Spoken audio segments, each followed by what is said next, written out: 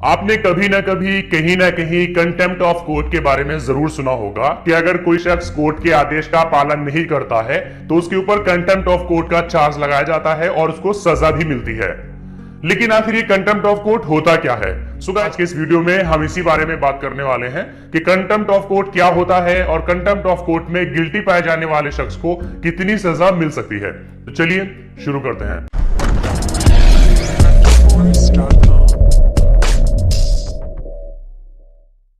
Contempt of court दो तरह का होता है, सिविल कंटेम्प्ट ऑफ कोर्ट और दूसरा होता है क्रिमिनल कंटेम्प्ट ऑफ कोर्ट। जब कोई अदालती आदेश हो या फिर कोई जजमेंट हो या फिर कोई डिग्री हो और उसका तय समय पर पालन ना हुआ हो तो ये मामला सिविल कंटेम्प्ट ऑफ कोर्ट का बनता है।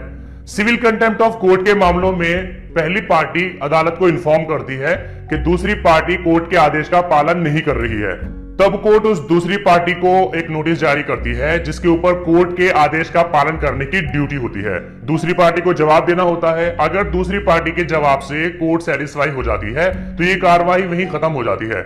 लेकिन अगर दूसरी पार्टी के जवाब से कोर्ट सेटिस्फाई नहीं होती है तो फिर दूसरी पार्टी के ऊपर कंटेम्प्ट ऑफ कोर्ट का चार्ज लगाया जाता है और कार्रवाई आगे बढ़ती है। दूसरा होता है क्रिमिनल कंटेम्प्ट ऑफ कोर्ट। अगर कोई शख्स कोर्ट या फिर कोर्ट जुरिस्डिक्शन को चुनौती देता है या उसकी रेपुटेशन को धूमिल करने की कोशिश करता है या कोर्ट के मान सम्मान को नीचा दिखाने की कोशिश करता है या कोर्ट की किसी कार्रवाई में दखल देता है या खलल डालता है तो ये मामला क्रिमिनल कंटेम्प्ट ऑफ कोर्ट का बनता है। इस तरह की हरकत चाहे लिखकर की जाए या बोलकर की जाए या फिर अपने हाव भाव से ऐसा किया जाए, ये तमाम हरकतें क्रिमिनल कंटेम्प्ट ऑफ कोर्ट के दायरे में आती है। इस तरह के मामले जैसे ही कोर्ट की नॉलेज में आते हैं तो कोर्ट ऐसा करने वालों को एक नोटिस जारी करता है। अदालत कंटेम्प्ट ऑफ कोर्ट के मामलों में आरोपी को नोटिस जारी करती है कि उसने जो हरकत की है वो पहली ही नजर में कंटेम्प्ट ऑफ कोर्ट के दायरे में आती है और उसके ऊपर कंटेम्प्ट ऑफ कोर्ट की कार्रवाई की जाएगी।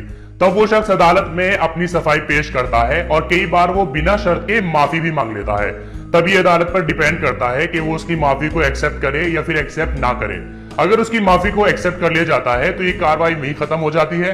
लेकिन अगर उसकी माफी को एक्सेप्ट नहीं किया जाता है तब उसके ऊपर कंटेम्प्ट ऑफ कोर्ट का चार्ज लगाया जाता है और कार्रवाई शुरू होती है। अगर किसी शख्स ने अदालत में खड़े होकर कंटेम्प्ट ऑफ कोर्ट किया हो या अपने हाव भाव से या अपने बयान से या किसी भी तरह से अदालत के मान सम्मान को नीचा दिखाने की कोशिश की हो या उसकी रेपुटेशन को कम करने की कोशिश की हो तो ऐसे मामलों को कंटेम्प्ट ऑफ कोर्ट की कार्रवाई के लिए रेफर कर दिया जाता है। इस तरह की हरकत अगर किसी निचली अदालत में की जाती है तो निचली अदालत लिखित तौर पर कंटेम्प्ट ऑफ कोर्ट की कार्रवाई के लिए इस मामले को हाई कोर्ट को रेफर कर देती है। अगर अदालत के मान सम्मान या डिग्निटी को धूमिल करने के लिए या फिर स्कैंडलाइजेशन के लिए ऐसी कोई हरकत की जाती है और किसी थर्ड पार्टी को इसके बारे में पता चलता है तो वो भी कोर्ट को इसकी कंप्लेन कर सकता है। चलिए हम बात करते हैं कि कंटेम्प्ट ऑफ कोर्ट के मामलों में कितनी सजा का प्रोविजन किया गया है।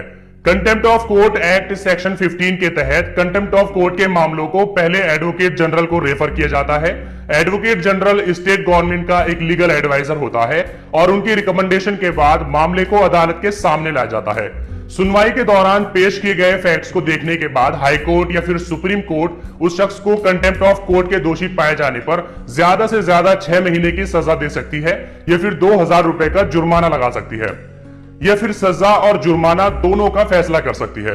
सो गाइस, आज की इस वीडियो में आपने जाना कि कंटेम्प्ट ऑफ कोर्ट क्या होता है, कितने तरह का होता है और कंटेम्प्ट ऑफ कोर्ट के मामलों में कितनी सजा का प्रोविजन किया गया है। अगर आपको वीडियो पसंद आया है तो उसको लाइक करिए, अपने फ्रेंड्स के साथ शेयर करिए और अगर आपके मन में कोई क्वेश्चन है तो आप नीचे कमेंट करके पूछ सकते हैं।